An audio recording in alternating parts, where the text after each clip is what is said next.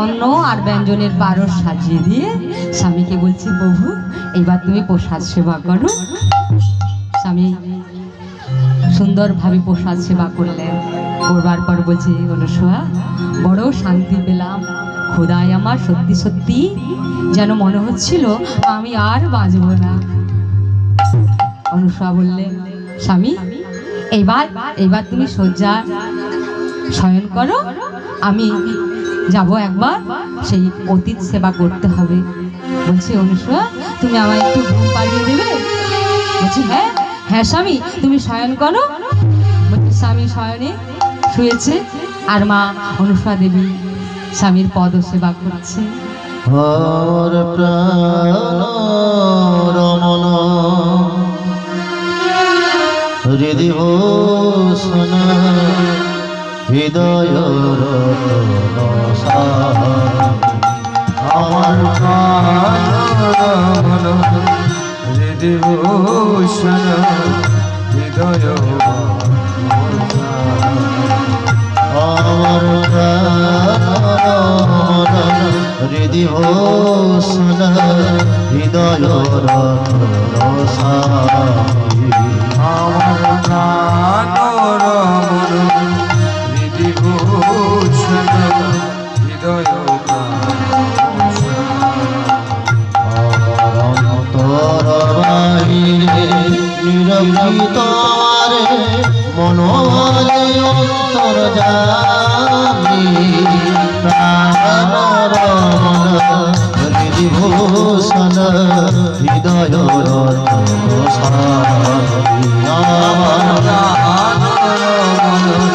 হৃদি ভূষণ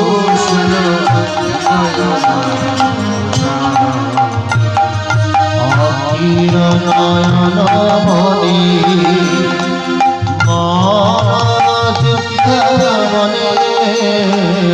অখিল নয়নমণি মন চিন্তামণি অখিল নয়ন মণি মহাচিন্তামণি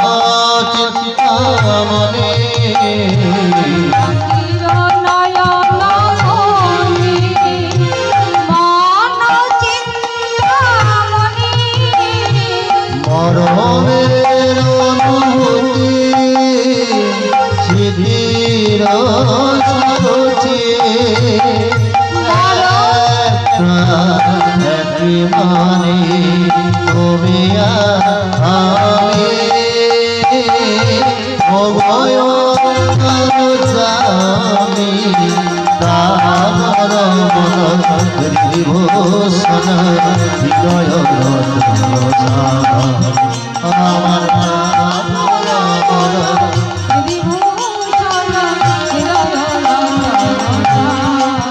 আমার হৃদয়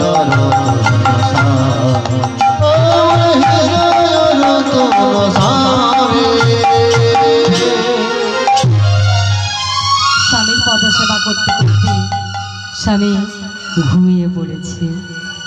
অনেকদিন তপস্যায় ছিলেন, ক্লান্তি, আর পদ সেবা করতে করতে যেই না স্বামী ঘুমিয়ে পড়েছে, মা অনুসূয়া দেবী চিন্তা করলেন, যাই এইবার আমি অতীত সেবা করি। তিনি কি করলেন না, একটি থালির মধ্যে সুন্দর করে পরিপাটি করে কিছু ফল আর মিষ্টান্ন পারস সাজিয়ে একটি গ্লাসের মধ্যে জল নিয়ে দ্বারদেশের দিকে এগিয়ে চলেছে। আর ওই ছদ্মবেশী ব্রাহ্মণ জানলার সামনে দাঁড়িয়ে দাঁড়িয়ে সমস্ত কিছু দর্শন করবার পর আবার দরজার সামনে এসে দাঁড়িয়েছে। যেই দেখছে মা অনুসূয়া দেবী এক হাতে জলের গ্লাস আর এক হাতে ফল আর মিষ্টান্ন নিয়ে আসছে, আর সঙ্গে সঙ্গে মায়ের দিকে তাকিয়ে বললেন, হ্যাঁ রে মা, একটু আগে যে আমি তোকে অভিশাপ দিলাম তারপরেও তুই আমার জন্য ফল মিষ্টান্ন নিয়ে আসিস? তখন মৃদু মৃদু হাসতে হাসতে অনুসূয়া দেবী বললেন, বাবা কখনো তার মেয়েকে অভিশাপ দিতে পারে বুঝি? বাবার কথাই তো মেয়ের কোনো অভিশাপ লাগে না। আসো বাবা আসো। তাড়াতাড়ি করে সুন্দর করে পরিপাটি করে আসন সাজিয়ে ফল আর মিষ্টান্ন আর জলের গ্লাসটির সম্মুখে ধরিয়ে দিলেন। আর সেই ছদ্মবেশী ব্রাহ্মণের বেশ ধারণ নারদ সেই ফল মিষ্টান্ন জল পান করে মাতা অনুসূয়া দেবীকে বললেন, আজ তোকে আমি আশীর্বাদ করে গেলাম, তবে শোন, আমি আর কেউ নয়, আমি হলাম সেই বিনা যন্ত্রকারী নারদ। তুমি এসেছ? হ্যাঁ, তবে শোন, তোকে পরীক্ষা করবার জন্য এসেছিলাম। তুই পরীক্ষায় উত্তীর্ণ হয়েছিস, আমি তোকে আশীর্বাদ করে দিলাম, জগতের বুকে তুই সতী বলে প্রতিষ্ঠিত হবি। এই বলে নারদমণি বেরিয়ে গেলেন আর বললেন, শুধু জগতের বুকে প্রতিষ্ঠিত হবি তা নয়, স্বয়ং ভগবান একদিন তোর এই হস্তে সেবা গ্রহণ করবে। হরি বল। এই আশীর্বাদ করে যখন নারদমণি বেরিয়ে চলেছে মা, নারদমণি মনে মনে চিন্তা করছে, আমি তো বলে দিলাম জগতের বুকে প্রতিষ্ঠা করব, তা কেমন করে করব? ও মা, কেমন করে করব? তাই মনে মনে চিন্তা করছি, দেবীকে যদি প্রতিষ্ঠিত করতেই হয় তাহলে আমাকে যেতে হবে সেই দেবীদের কাছে। কোন দেবী?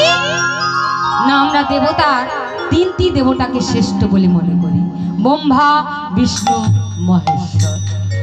তাহলে এই তিন দেবী স্ত্রী কে? সতী, পার্বতী আর লক্ষ্মী। তাই এই জগতের বুকে প্রতিষ্ঠা করবার জন্য এই তিন দেবীর কাছে আমাকে যেতে হবে। তাই নারদমণি ঢেকিটাকে ডাকলেন, ঢেকি, ঢেকি, চল চল, আমরা কোথায় যাব রে? কোথায় যাব আমরা? ব্রহ্মলোকে। ও বাবা ঢেকি।